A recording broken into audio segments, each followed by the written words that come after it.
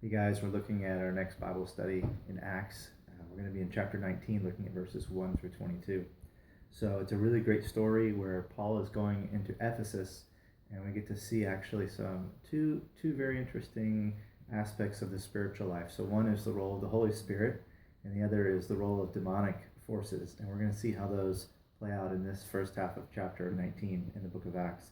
So as you go through, you're going to do kind of the things that we've been doing, asking the questions: what does the text say? What did the text mean to the original hearers? And then what does the text mean for us today? Which is really important there when you ask, what does the text mean for me? Is to actually come away with some type of application that you can implement. And ideally, there would be something that you would come away with that you could do this week, or some action you could take this week.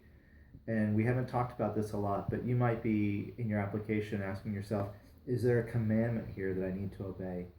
Is there an example that I need to follow? Is there a belief that I need to integrate into my thinking? So these are different types of applications that you could have: something to believe, something to do, something to obey. But when we look at our passage this week, the first section is about this encounter Paul has with two gentlemen who do not have the Holy Spirit. And so I want you to try to discern what's going on there.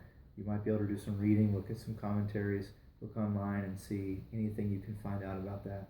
And then in the second half of our section, we're going to be looking at the interaction between the demonic forces and Paul and the power of God. And so just how these things play out. It's very interesting, and I think informative for us as believers too.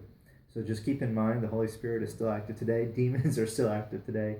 That didn't disappear when the Bible ended. So you'll ask those three questions: what does it say? What does it mean? What does it mean to me? Probably don't need to do the narrative structure this week because the narrative flow is pretty short and simple. But then begin to address those questions about the role of the Holy Spirit and the role of demonic spirits. And if you have any questions, feel free to post them below this video, and I or someone else will respond. We love to share, make this as interactive as possible, and then make sure that you share in your groups what you've been learning and come with ideas but also questions. So hopefully you enjoy this study, and we'll see you again next week. Thanks.